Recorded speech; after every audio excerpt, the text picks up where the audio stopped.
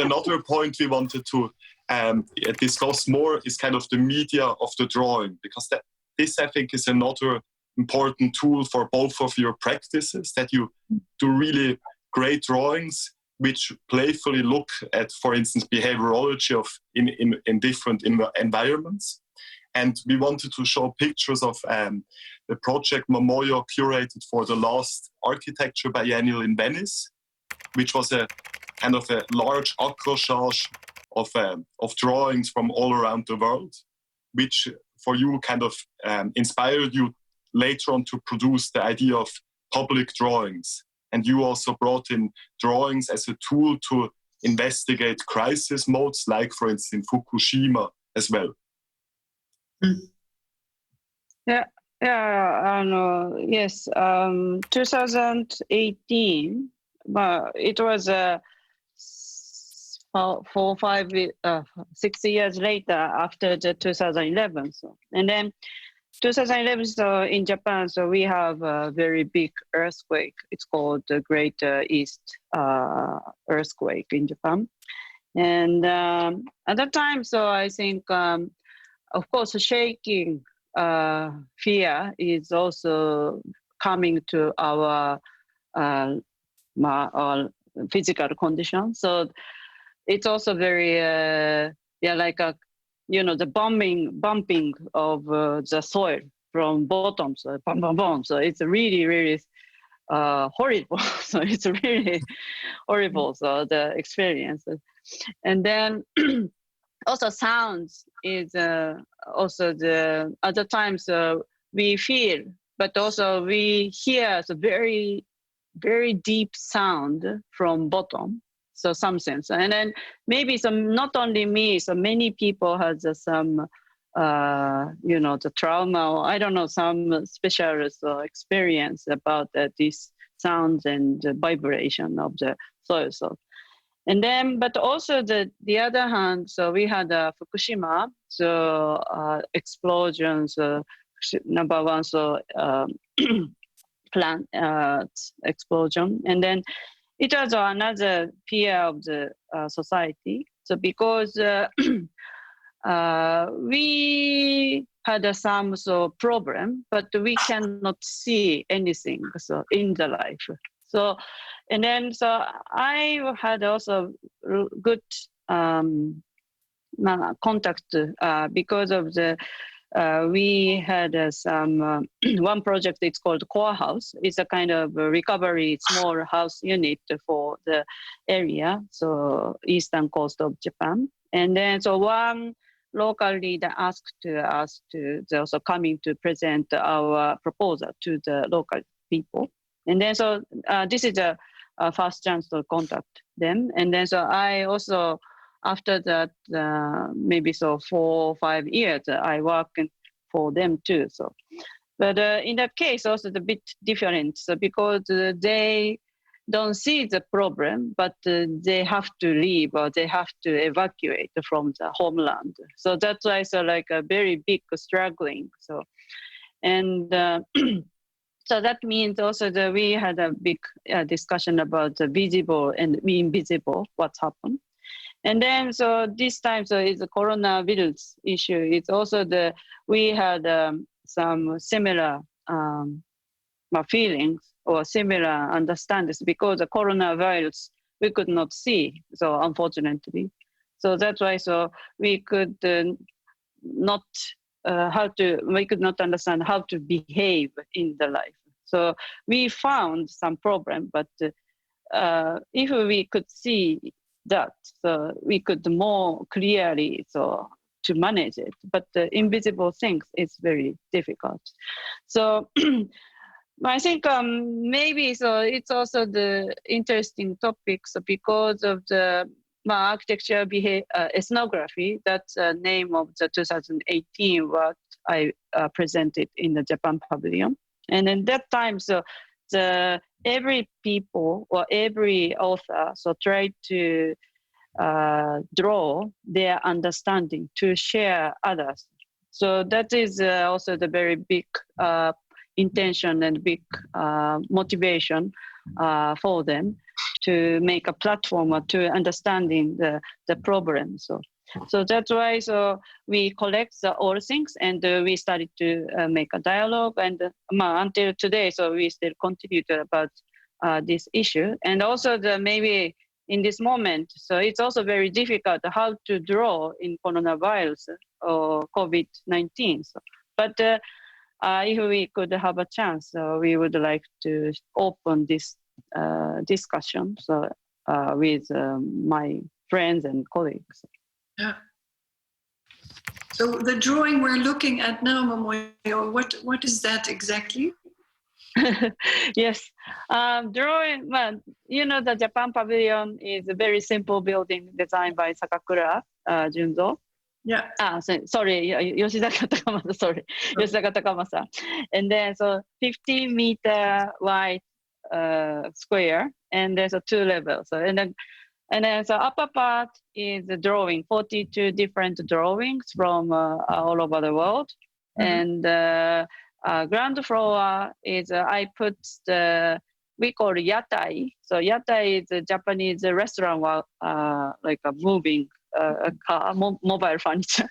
Yeah. And then in the yatai, so we show some books or some table or some chair, benches, and also including also the drawing space. We borrow the drawing board to the audience, and then they start to draw after the exhibition show. After the exhibition, so they start to draw on drawings, what they found and what they thought. Great, good.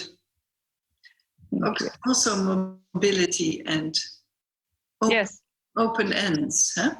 Yes, and also originally space were the 2 entrance, but sometimes they close one side of the door, and then this time we try to open 2 doors, and the audience can also circulate.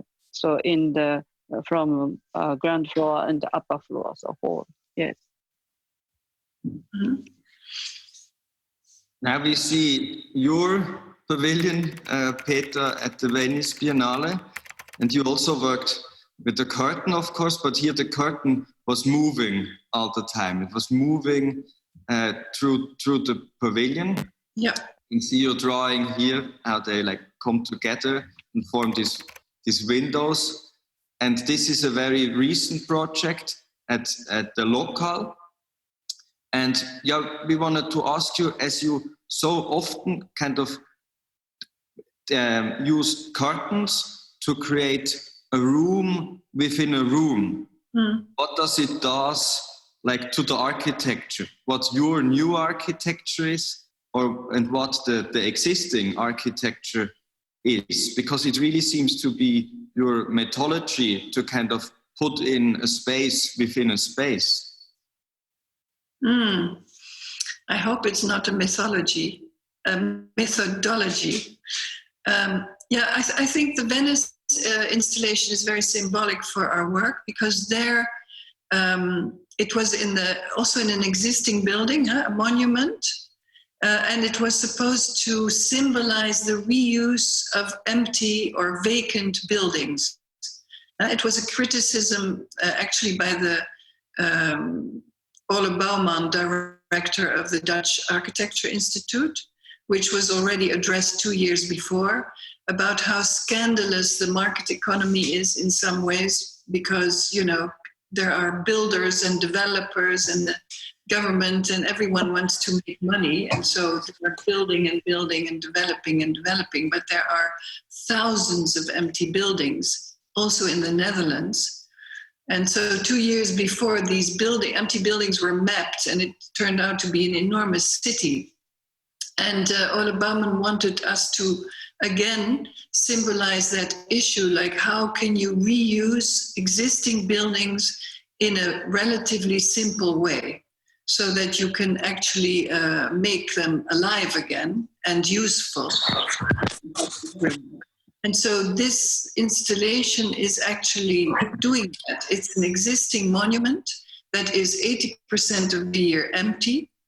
And if you make a certain shape of track system, this is a track system made with a bicycle chain and a few little motors and a piece of cloth. That's actually the recipe. It's very simple. You can make it everywhere in the world. You need a bit of this and that, and that's it.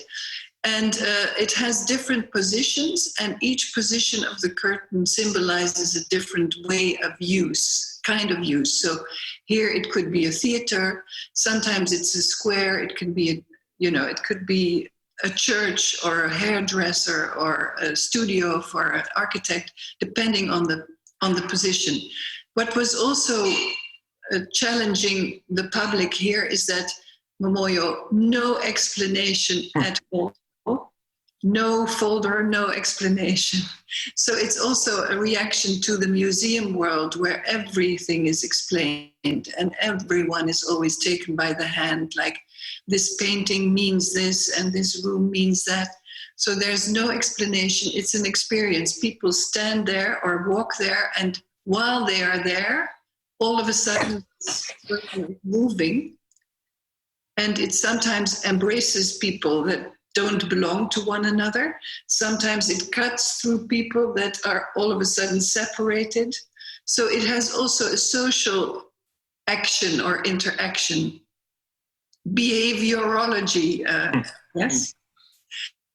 And of course it has this, what we always see as architectural recipes. It has division, it has transparency and opaqueness, it has views and obstruction of views. It has, it has all these it has color and non-color, reflection, absorption.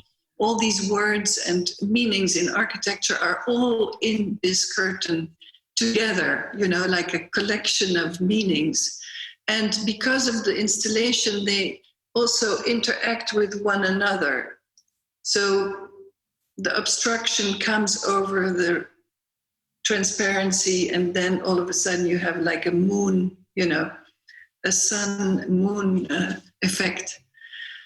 So in fact, this installation, I think, was really symbolic for what we think a curtain can do. It can take over functions in many, many different ways in a relatively simple manner. Much cheaper and much more flexible than architecture, but I mean, it's not a phonetic position, but it does things that architecture cannot do. And in the Lokhal, it was a competition together with architects called Civic and Braaksma and Roos. We also won a competition because this is an existing factory. It's an existing workshop to repair trains, but it stopped its function, and therefore there were these two empty, fantastic steel and glass and concrete buildings. And the idea was that we would make boxes in it to make it and a library and a flexible workspace and a cultural center. But all of us liked the space so much as it was. Like, please don't build anything inside. It's so beautiful because of its scale and transparency and elegance. And so we created a landscape of stairs that goes over the entire width and takes the visitor up through the different levels. And it was very obvious that we needed then these flexible curtains to create rooms if it was necessary, to define spaces such as seats to meet, which is a flexible working space, or make an auditorium or an exhibition room, or But I think this model of kind of reusing space, I think in your really kind of economic soft way will be so significant for the kind of this and time and the future, of course, because suddenly stores are closing, but also office real estate gets problematic. And I think your soft interventions should be really more spread as a methodology. So I really think it makes sense to look at these projects today? Yeah, so for the ETH, as you see here, we created these tracks, but these tracks are so strong. And the whole idea here, Momoyo, is also that you can take away the curtains. The curtains are not necessary. They can either be opened, they can also be exchanged, and they can also be taken away. And then you have a system of tracks, like you used them as well. You can hang drawings from them, you can hang paintings from them, but you can also, like Christopher Williams did, you can also hang walls from them. You know, they're so strong, you can do anything with these tracks. So it's a relatively easy technology that can be used in many ways for exhibitions of any kind. I hope it works also like that, Fredi and Niels. Definitely. No, But if I may ask you a question that kind of like strikes me as I look at the images, particularly the pavilion in Venice, do you approach your works as a kind of like an act of resistance as well to normative functions of architecture or to normative expectations of, because you also spoke about explanation, that there was no explanation, it was just experiential mostly. Yeah. Which is for the context of Venice, which is almost museum context, let's say, addresses an audience. Do you see this as a resistance of trying to find new ways of engaging with the work itself, rather than just by reading a text or by receiving information which is given to you by, let's say, a level of expertise?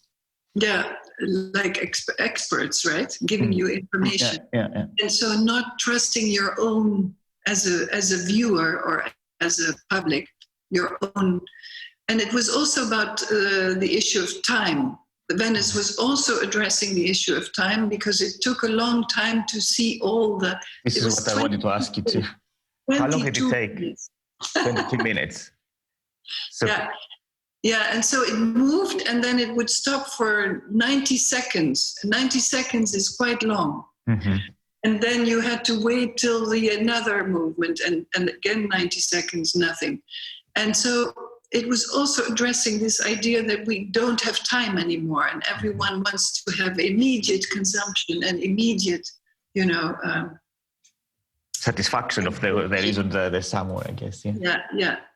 And there's also the issue of daylight. In any case, it had many sides. I never thought of it as a methodology, as I said before, but if you look back, you might take it as a methodology. Of course, curtains cannot solve everything. For instance, acoustic isolation is very difficult. If you want to do that with curtains, you need 7 layers with plastic and metals in between, and touching ceilings and floors, and that's really not. You cannot shut out all the sound with these systems.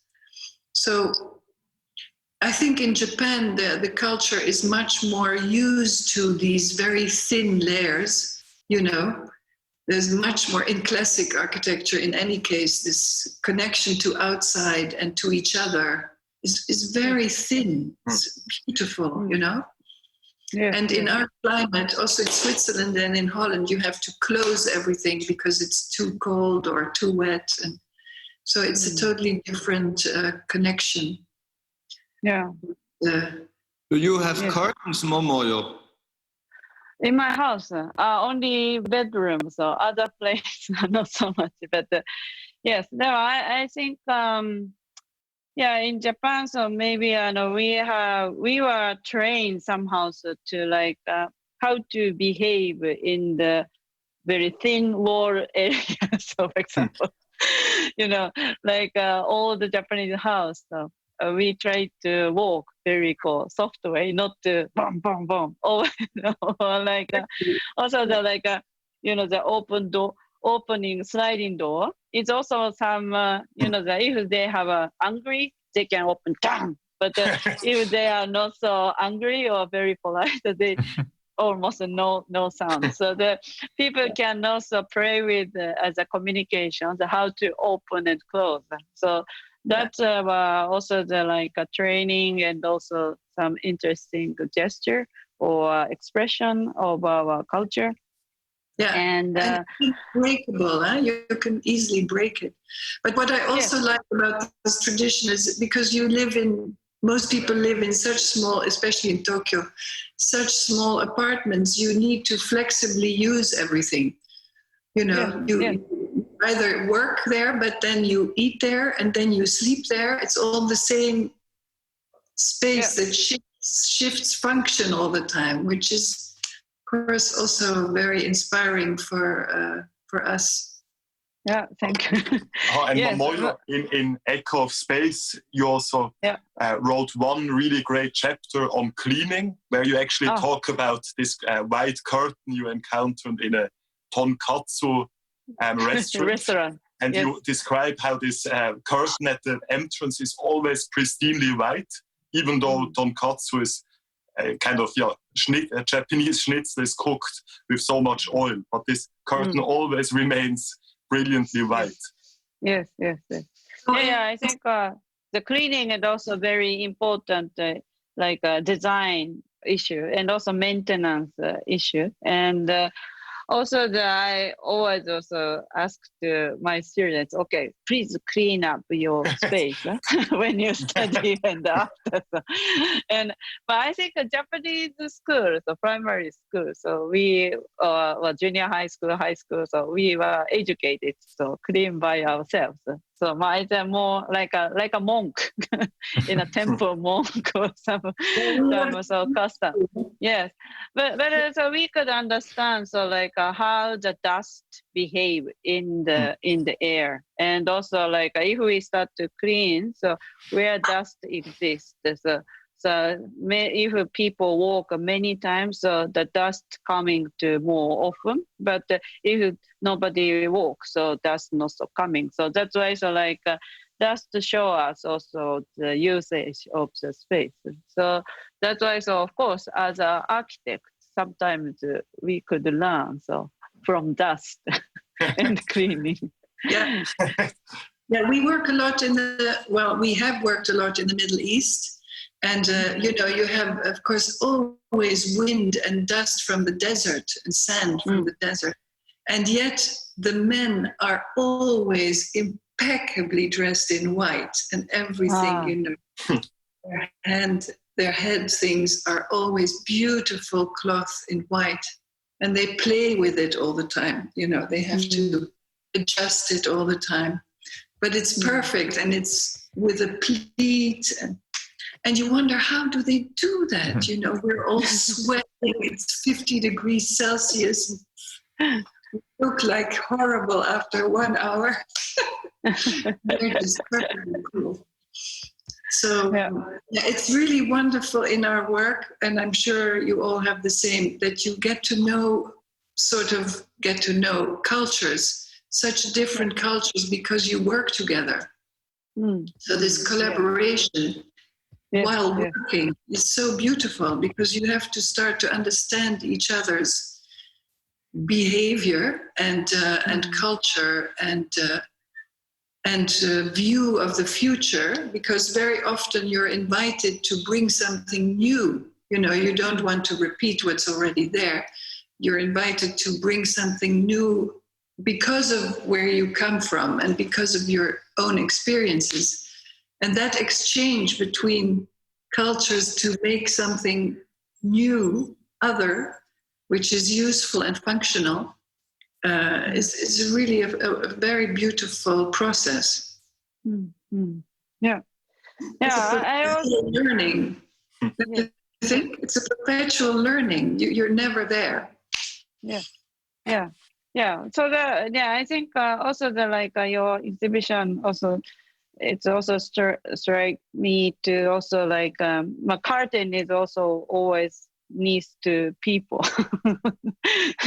and then so moving and so on. So that's why so like close and open is also and also wind and heat and light and a lot of things around. So that's very so important things. And also like an exhibition, maybe so we design also like always without explanation, how people can behave, how people can understand more sense or like a physical understanding. So that is also very important, I think, part to share. So, and then sometimes people sometimes